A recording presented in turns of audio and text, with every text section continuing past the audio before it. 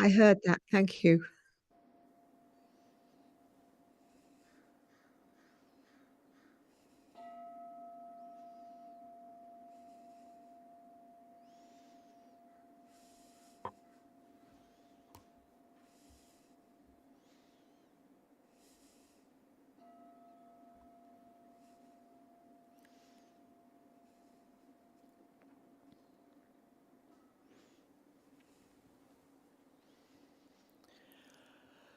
Namo tassa bhagavato arahato samma sambuddhassa.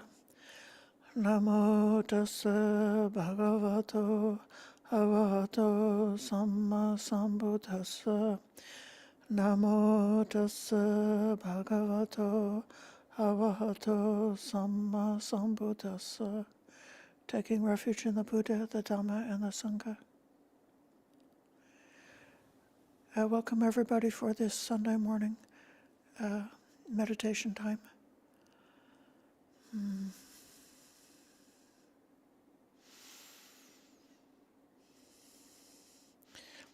My reflection this morning is about the release of the heart and calmness or concentration, how those things are connected together. So, as a preliminary reflection before we start the meditation time, considering that when our awareness is directed towards boundless, loving friendliness, there is a release from anger. When the mind is directed towards boundless compassion, the mind is released from cruelty.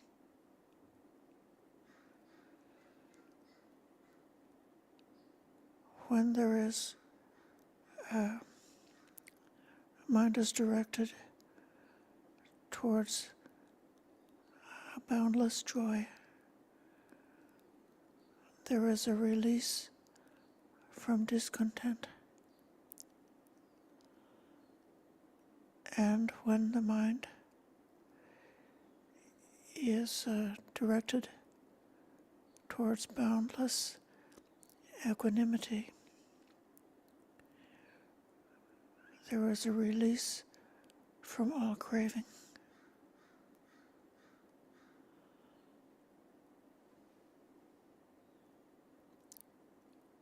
These qualities, this release, is what we aim for at the highest level, the highest possible aim of our practice, is to obtain such a permanent release.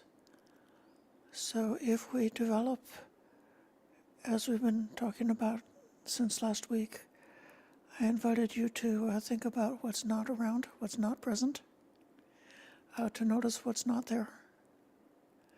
So to notice when anger is not there, when harming is not there, when discontent is not there, when craving is not there. And realizing, even for just a minute, of being free of those things, with good awareness, with full awareness, one can experience that as being a release. Oh, it's like one was in jail, and then we get out of jail. When one was sick, and you get better. When one was a slave to a harsh boss, always being made to jump here and jump there, or do this, do that, and you get released from that bound of slavery and become free. So just for this few minutes, like this 30, 40 minutes of meditation, let's just take all of the bounds and shackles and things that push us and pull us and drive us and chase us, all of those anxieties, all of those things that keep the mind running around and around. And just for this period of time, let's try together to experience freedom. Freedom from those things. So just allowing the mind to rest, allowing the mind to have nothing but awareness for this length of time of meditation. One can have a taste of freedom.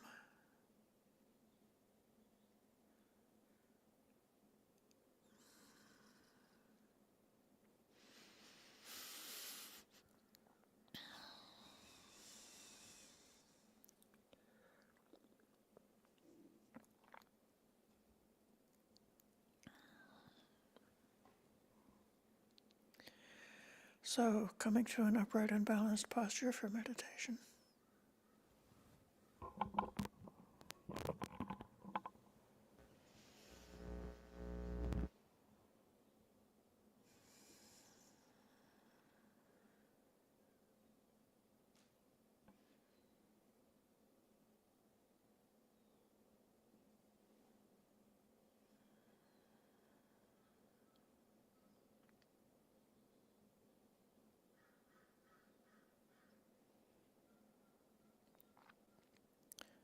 Aware of the physical body in all of its aspects. The heaviness of the earth element connecting us with the chair or the floor.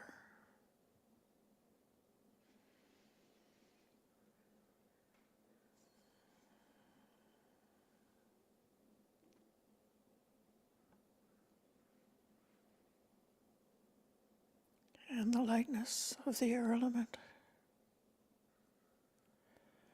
bringing the energetic quality to stay upright, to stay awake.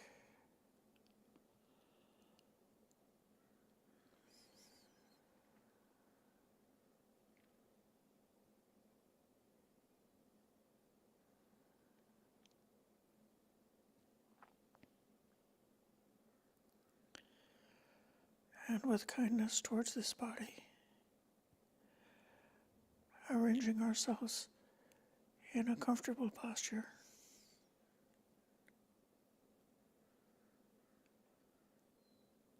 The upright posture is really the most comfortable.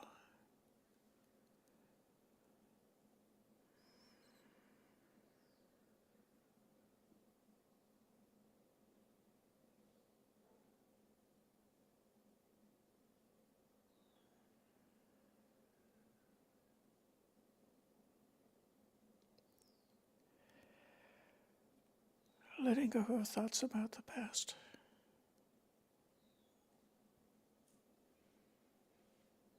And letting go of worries about the future.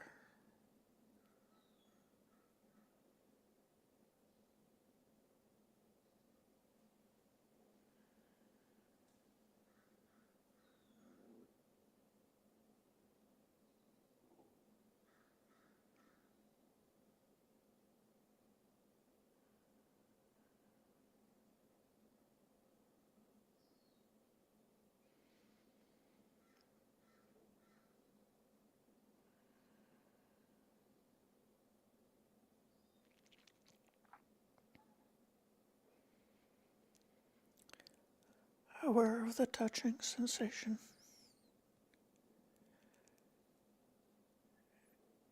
all over the body from head to toe. Sensations at the top of the head.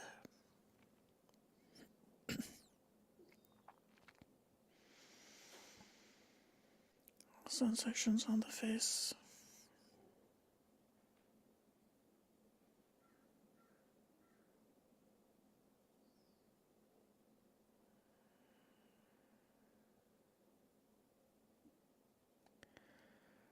and the shoulders,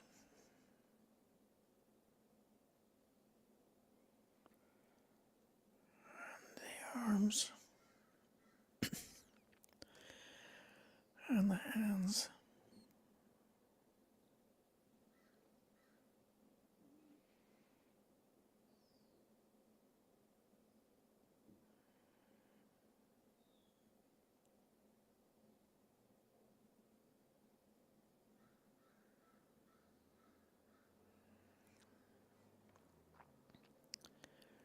And the chest,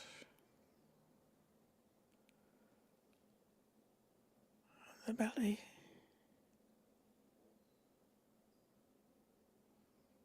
hips,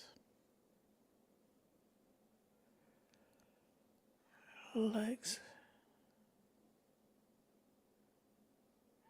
knees,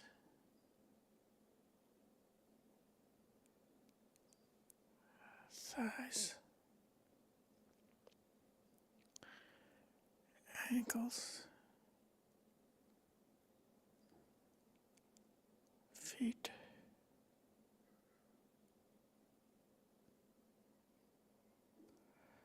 aware of touching all over the body.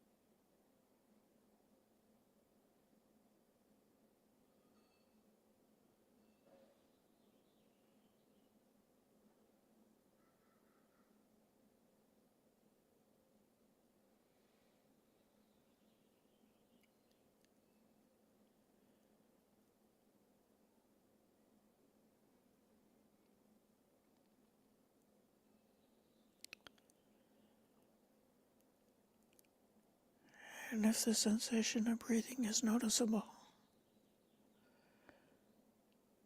aware of that, where the breath enters through the nostrils or the mouth.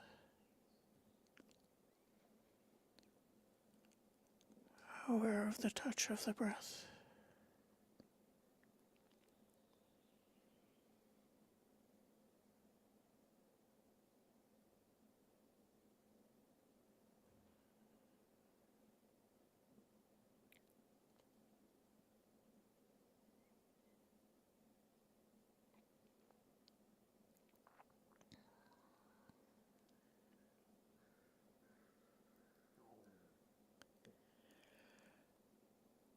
Allowing awareness to center on the breath, to rest on the breath, just the touching sensation,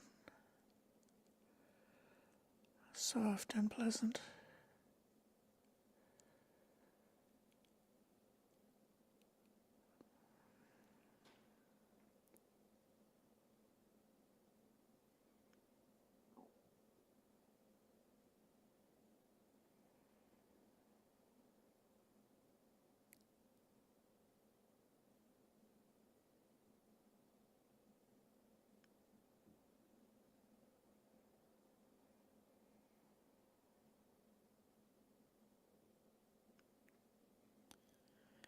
And just resting on the breath for a while.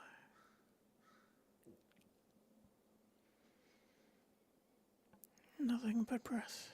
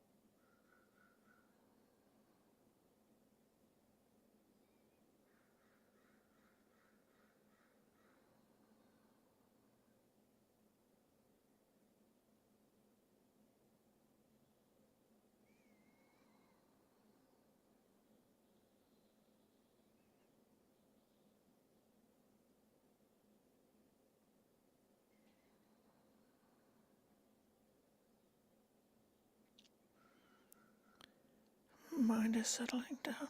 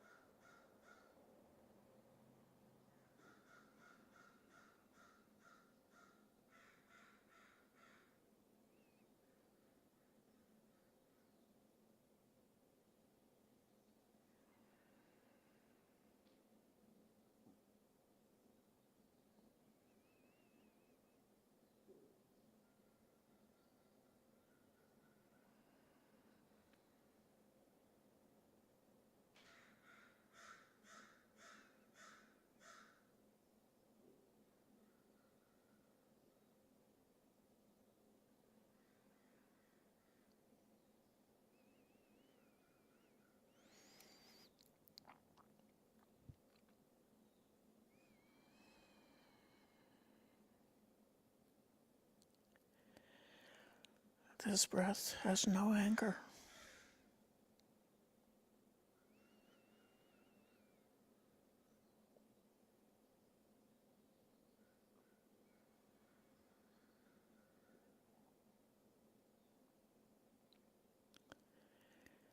Only breath.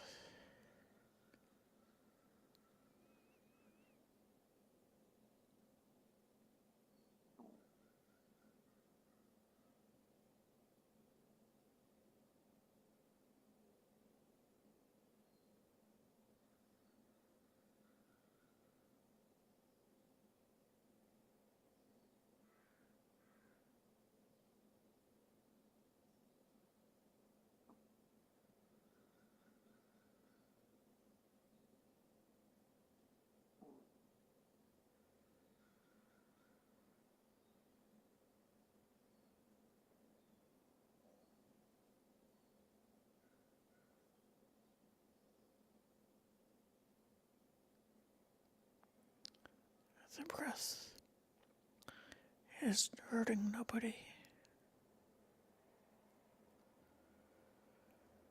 No harming, no hurting,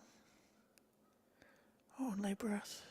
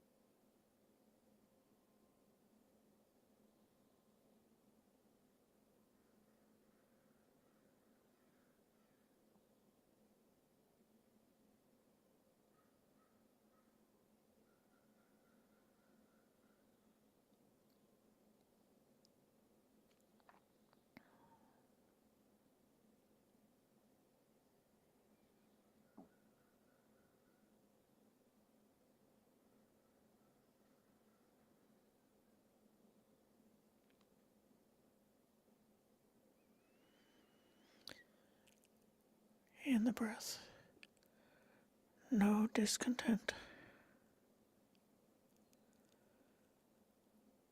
only breath.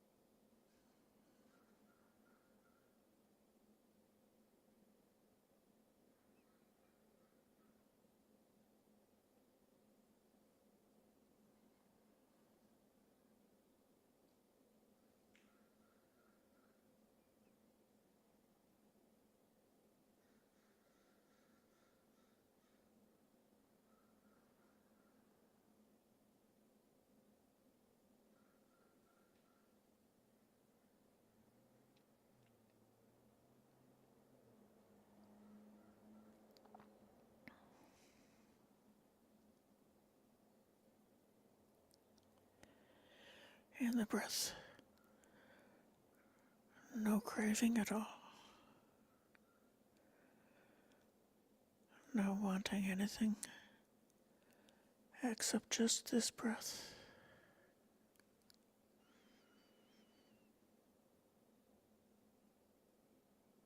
Freedom.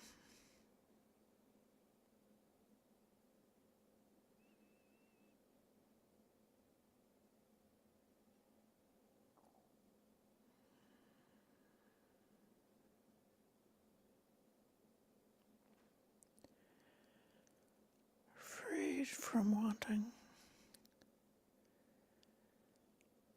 free from discontent, free from harming, free from anger,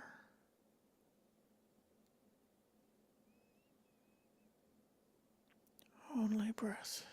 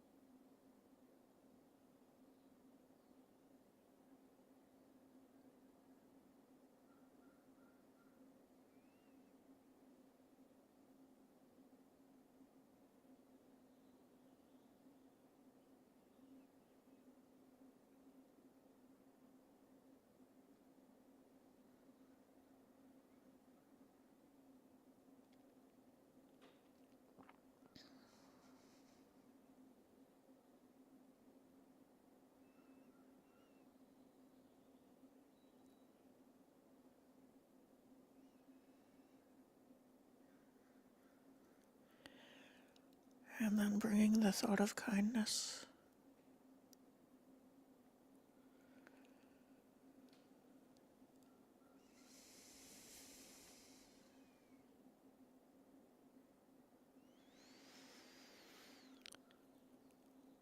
Let all beings be happy.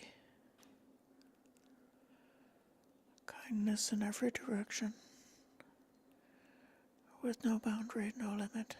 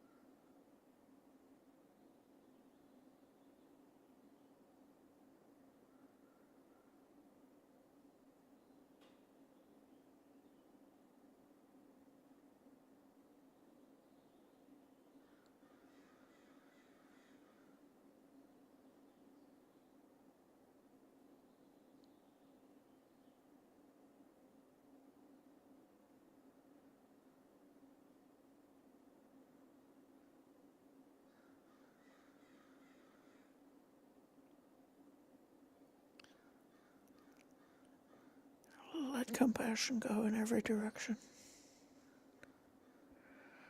The end of dukkha everywhere, with no limit.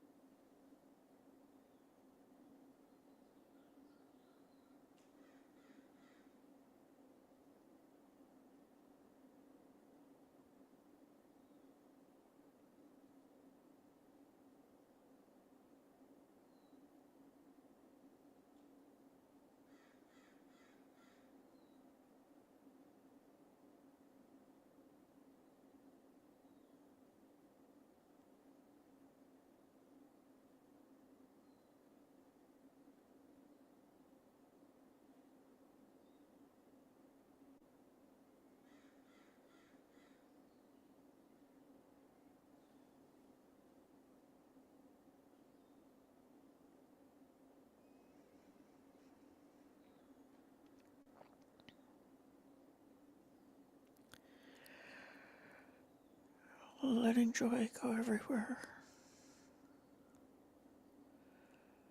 Celebrating that bright awakening in every direction, with no limit.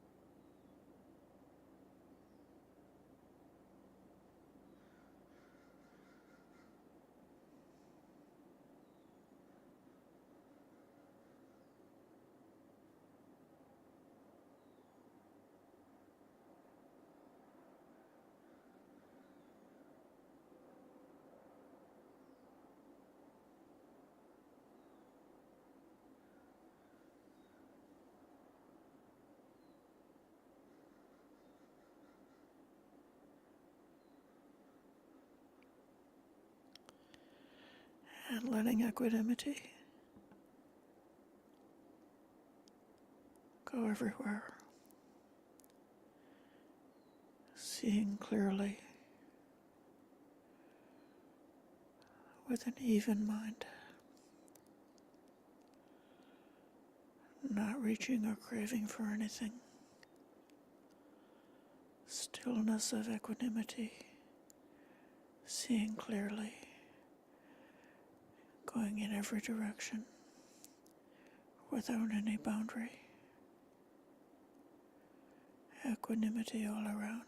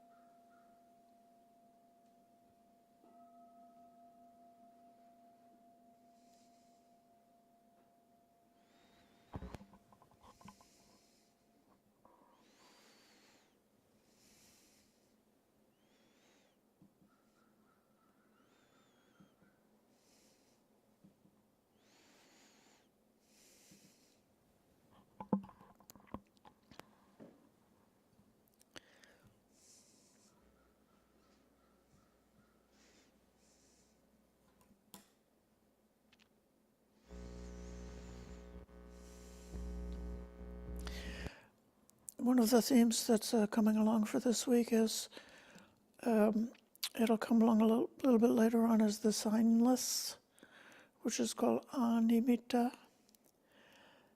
And we think of the sign as being something that's more like cognitive, that you have a perception like if I have a fever or nausea, those are the signs that I might have a flu. But then a sign can also be something that's a cause or a trigger. So when we come to meditate in a way which is signless, meaning because the mind is not chasing after objects or chasing after what it likes and running away from what it dislikes, the mind is not triggered, not reacting, not responding. So the presence of different things doesn't cause the mind to go into greed, or to go into a dislike, or to go into restlessness or discontent, or to go into what's called patika. It's a sensory reactivity. Instead, when that signless practice is more developed, and the mind is some of those, what can I say, the elements of that chemical reaction of reactivity are removed. They're not in the storehouse. They're not ready to go, not ready to light up when there's a spark or when there's a fuse. Instead, there's the fuel is not there, and so then nothing happens, no matter what the stimulation might be. So it could be that, let me say, while we were here, I don't know if you could hear it, for some reason there's a flock of crows that's starting to live in our backyard, and they have very loud voices. So whatever the crows are worried about, I mean, I'm sure that it's like very important, something they have to talk about. But I'm not speaking their language, and so I don't actually know for sure what they're concerned about. It could be maybe they're just expressing their joy. It's a beautiful blue day, and so they're making their ugly cack cack cack noise because of a beautiful, pleasant morning. But so we can see that things that we see in nature, very often we can experience all different kinds of phenomena and experiences in nature, and we don't get that bothered by it. We don't get the disturbance doesn't come along. But then when it's a social interaction, or when it's something to do with the comfort and state of the body, then their reactions can be aroused. But we can train the mind to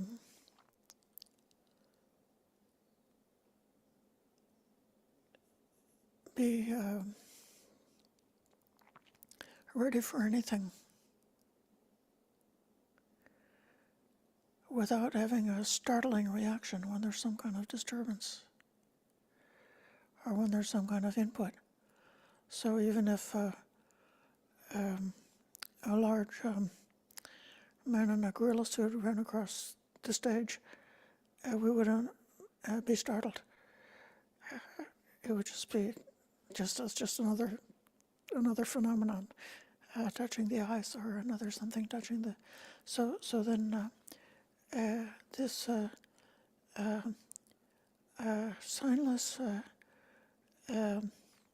meditation, which is free of those reactions, that's the emptiness. It's empty of those reactions. It says in the sutta that developing these 4 divine abidings is a way to finding that freedom.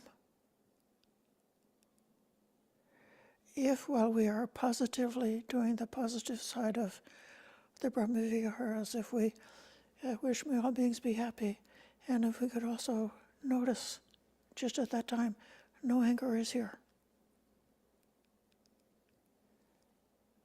If we could wish,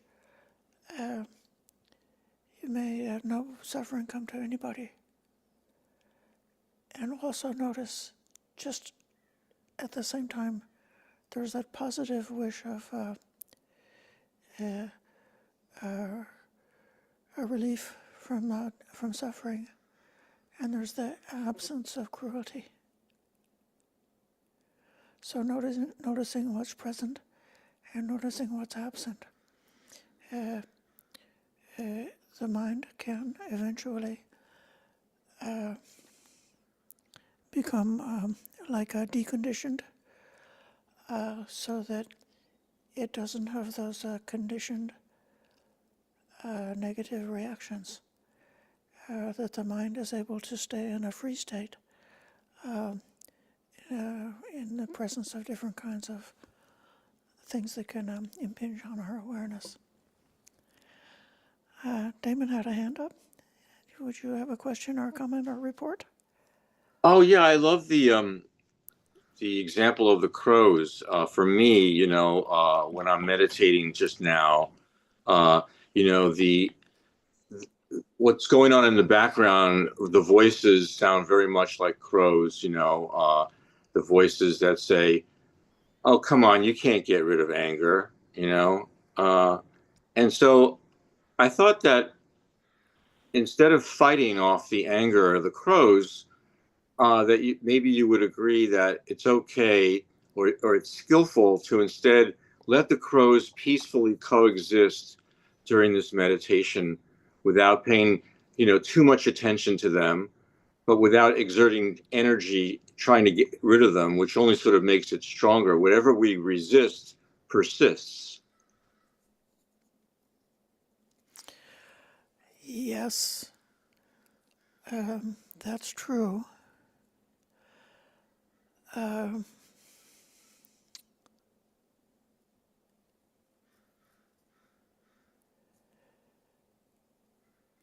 It's also true that what we think about and pay attention to becomes the inclination of the heart.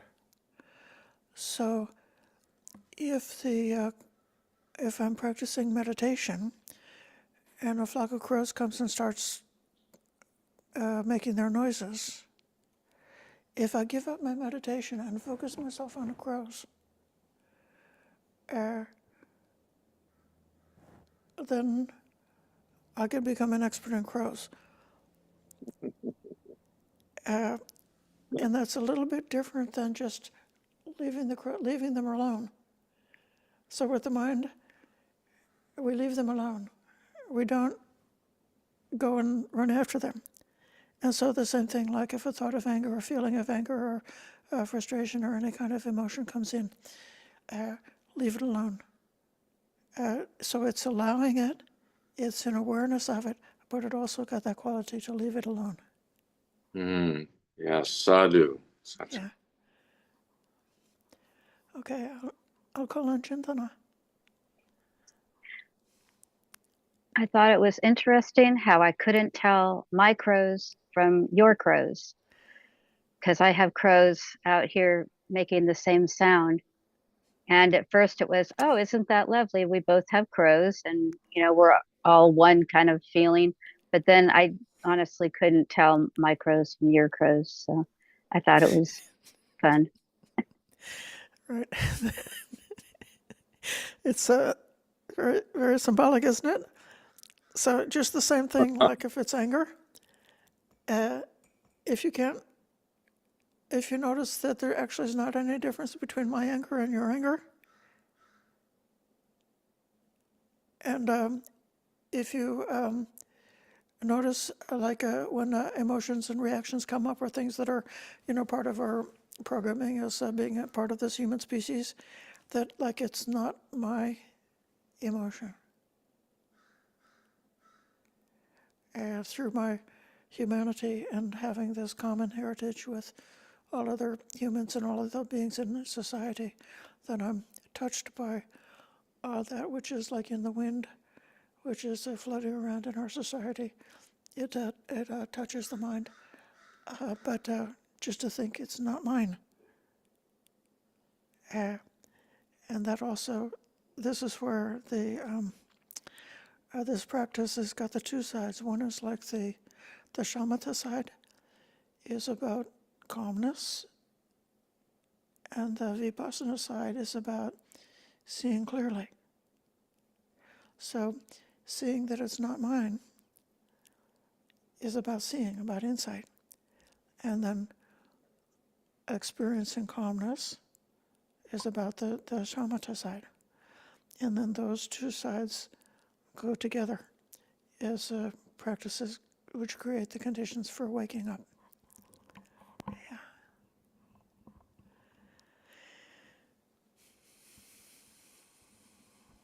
Ayya, one more thing. You use the word wish for wishing kindness. And the only thing that came up when you said that was that a synonym for wish is preference. So what's the distinction here? The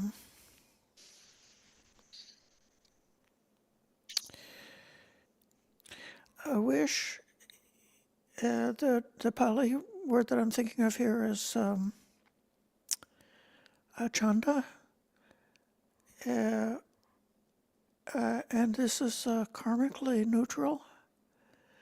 So there can be an unwholesome wishing and a wholesome wishing. Especially for somebody who's a trainee who's not yet a fully enlightened arahant, letting the wholesome intentions or wishes to replace or substitute for the unwholesome ones.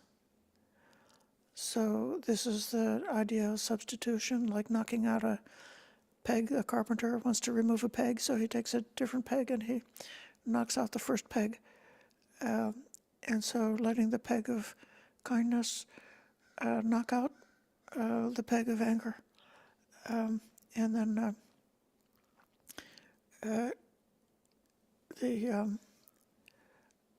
perhaps at the very end, the experience of not wishing for anything. So instead of wishing and wanting, one simply does what one should do to create the right conditions. And then the beautiful results of this practice come about by themselves through the course of nature. So there's the other metaphor about the chicken. She doesn't have to wish for the egg to develop into a chick. She just has to do her job and sit on the egg and keep it warm. And so then the egg will hatch just the same way that your liberation will grow and develop and hatch by itself by the course of nature if you just do your job. Yeah.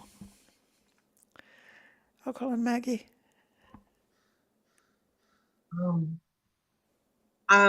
It sounds helpful to me not to claim or personalize the anger or illness or those kinds of things, because I do see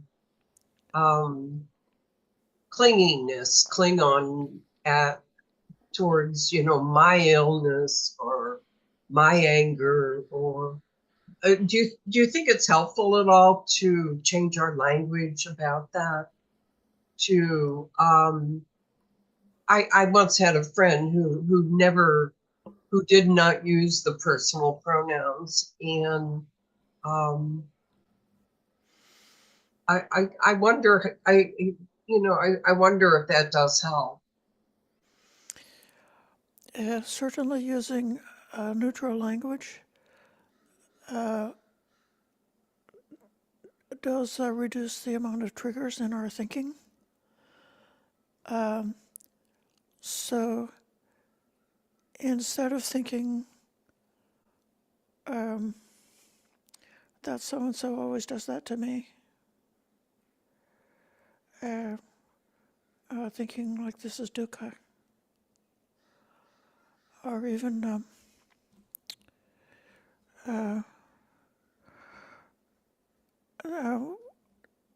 there can be like a painful conversation about, this comes to mind,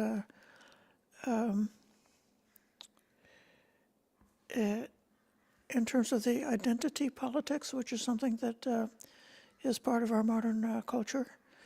If I point at a person and it says, if you are identifying with your background, your heritage, or race, or gender, or whatever it is, that's a dukkha for you. You can see how explosive that kind of conversation could be. But if we simply acknowledge that racism is dukkha, genderism is dukkha, prejudice and cruelty of all sorts is dukkha, then that impersonal language sort of opens the gate for a different kind of a conversation or a different kind of an inner conversation. So we can blame ourselves and accuse ourselves in the same way that we can blame and accuse one another. I always, was taught that this is giving a metaphor about how one would speak, how you would speak to one another. In our monastic form, one might address something in a very neutral way. If you said, like, what do we think is the significance of this rule about not taking food in the afternoon? And then saying, and then the person who you think did a bad thing is, they still don't get it. And then you say, well, what if somebody was really hungry and just a spoonful of peanut butter would help to ease their hunger? Do you think that would be okay or not okay? And the person who you think done it still doesn't, get the point. And so there's a sort of like a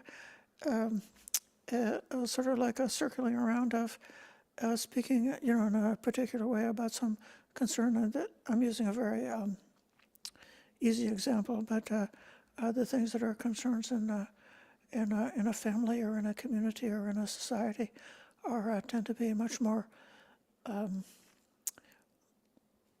difficult to exactly put your finger on, what it is about our society that we want to be different. But when they're spoken about in terms of general ways, it's possible that, but then finally it could come to the point where then the conversation could become like very specific. So you could say, well, when you do this, I feel that, and I request you to refrain from doing that, or some kind of conversation like that. And it's the same thing with our inner dialogue. So there's a kind of like the circling the wagon, like Damon gave the example of anger. So just noting, this is anger, this is how it is. Just leave it alone, just be mindful, just be aware. And allowing, because of that awareness, allowing the emotion to like take care of itself, or allowing the afflictive experience just to take care of itself through awareness. It could be that sometimes there is a time when we say, kind of like directly, this is unskillful, I need to make it stop. And at a point like that, stopping something which is habitual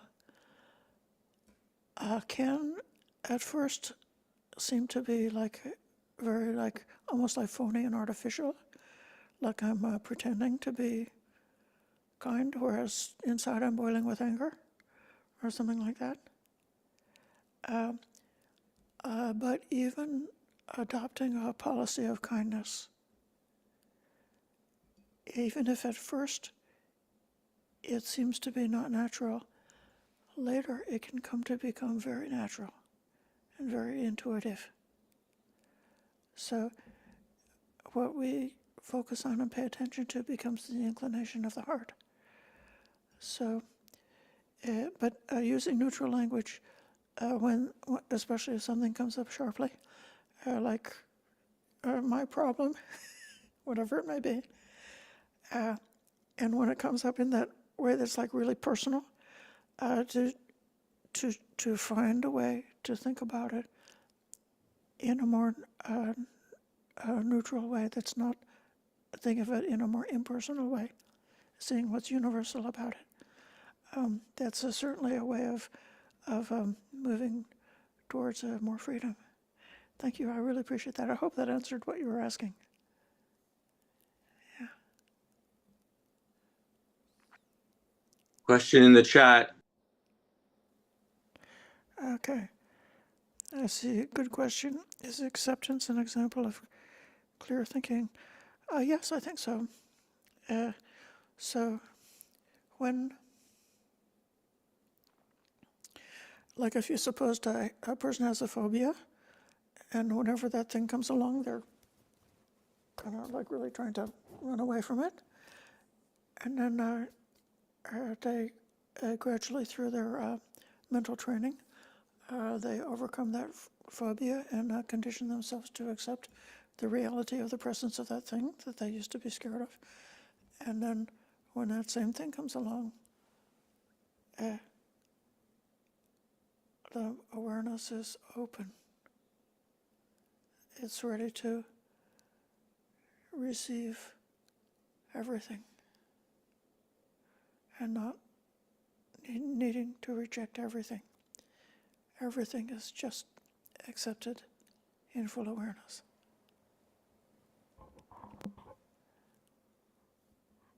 Okay, let's close by giving respect to the Triple Gem.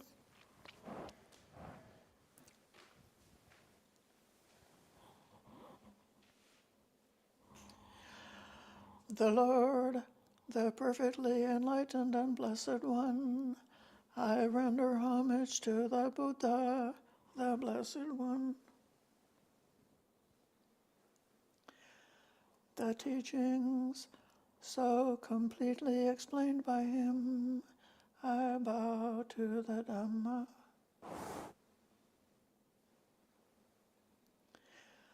The Blessed One's disciples who have practiced well, I bow to the Sangha.